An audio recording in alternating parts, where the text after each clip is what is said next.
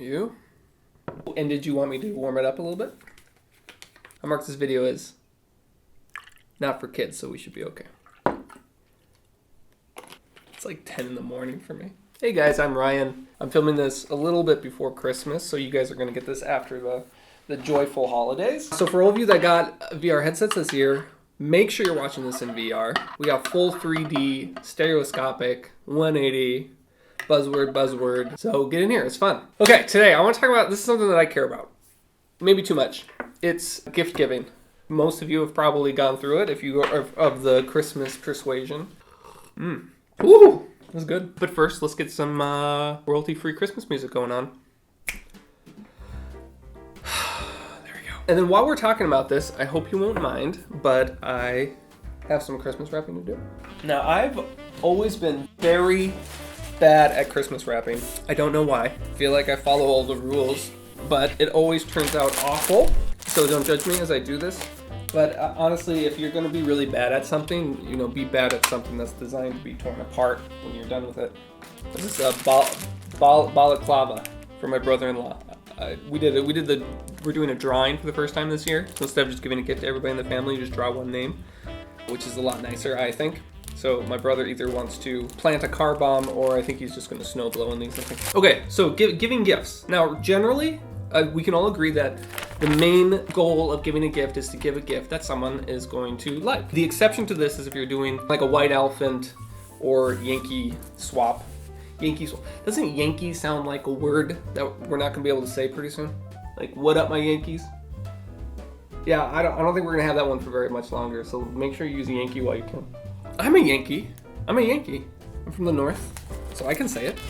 For this instance, let's talk about giving a Christmas gift to someone that you like, okay? Someone that's important to you. So we're talking probably family member, maybe mother, okay? Maybe a boss. This gift giving situation is going to fall down three inevitable paths. Scenario number one is what I like to call cash with extra steps. This is where you go to your intended recipient and you ask them to give you a list of what they want for Christmas. So what that means is that whatever you get for them is going to be well loved because it was selected by your recipient. Now there's not going to be any surprises and there's not going to be any risk. It's the 2019 YouTube rewind of gift giving. Now for certain groups of people and at certain stages of life, this is the correct method to use. Particularly when the two exchangers, if they're in like different economic strata, if they're spending like $200, a lot of money, that's such a big part of your economic situation that you are going to want some input on this. If you're in like your very first apartment after college and your grandma gives you a Hamilton Beach mixer when you've been using an IKEA cardboard box as a nightstand for 2 months, it's not gonna make a lot of sense. What do we think? It's not bad. You know those people that like line up the wrapping paper on the back? I hate that. I'm not gonna notice when I do that. And like they spent a lot of time and they're just making us all look bad. You know the other trick? You gotta pick a bow that has a color in the paper. My mom taught me that one. What's next? All right, now we're getting into the harder stuff. This is also for my brother-in-law. Knife set.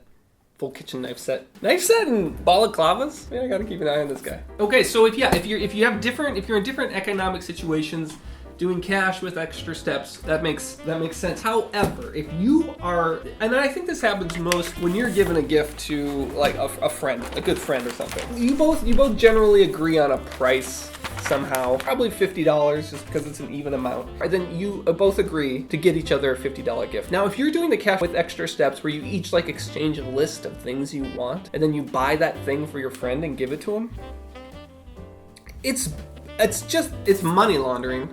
Is what it is. Because you're taking your agreed upon $50 and then you're turning it into what they want it to be, and then they're taking their $50 and turning it into what you want it to be, and then you exchange it, and then do like a fake act and they're not even faking acting surprise. It's because you expected it. This was an exercise in futility. You each could have just gone to the store and bought your own thing for $50 and then just sent him a text saying what was the point of this? Okay, now I have to stop right here in full disclosure. These gifts that I got from my brother-in-law, they were all from a list that he provided. So do as I say, don't do as I do. Now, scenario 2 is a little something that I like to call 00 Saint Nick. All right, oh my goodness. The words almost line up here. Whoa! Whoa, can you see that? Look at this. Oh my goodness. Look at this. Look at these, look at the wrapper. Look at this heart. 2 minutes ago I was making fun of people like me, and now I'm about to do it and I'm very excited. I can't believe I did that. I got very lucky. This might be a problem though, because now I have extra floof down here. I don't know if this is worth it. He's not gonna notice. I just said that no one notices when you do that.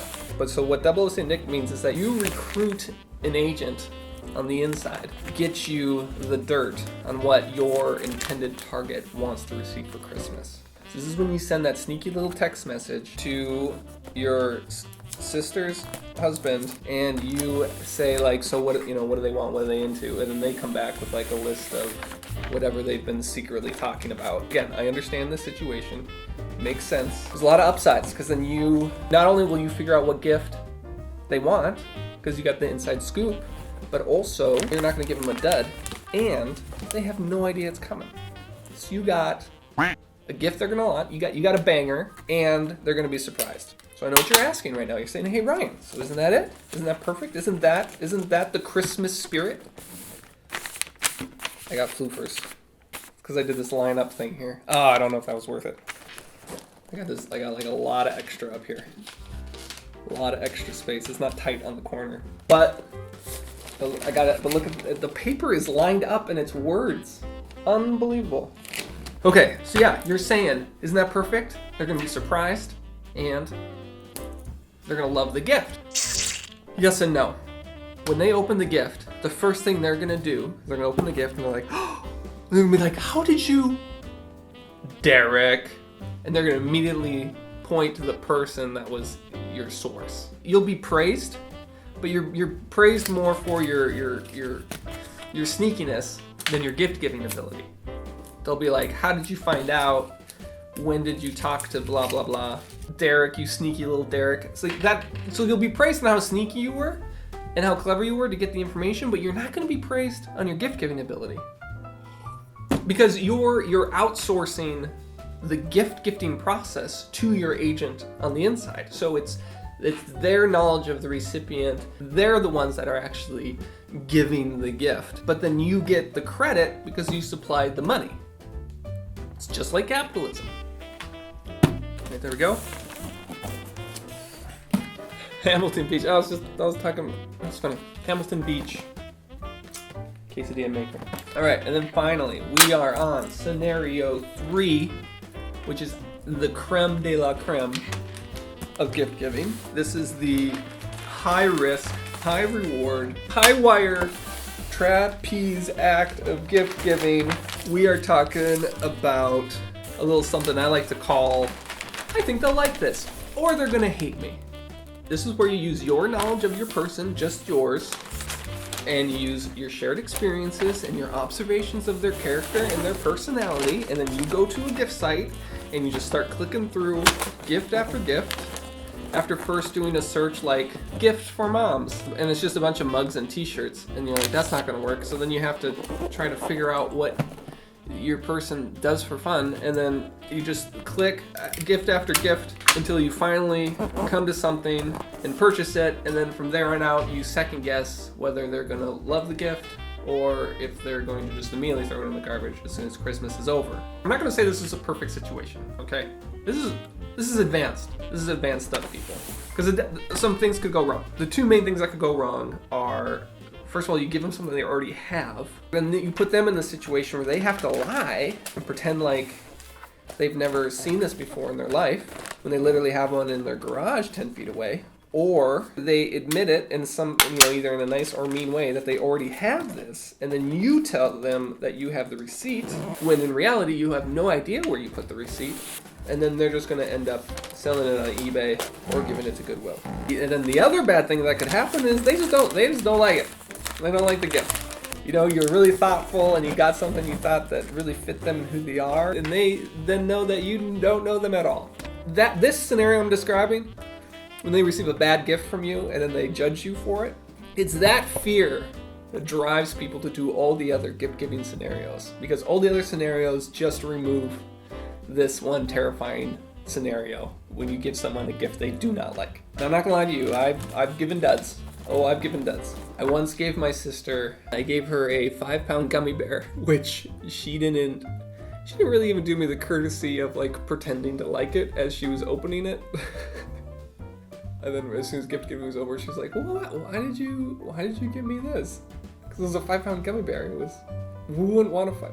But despite all that bad stuff, you do have this slim chance, and I'm saying your odds aren't great. There's a slim chance that you get them a gift that they didn't even know exists, but it's perfect for them.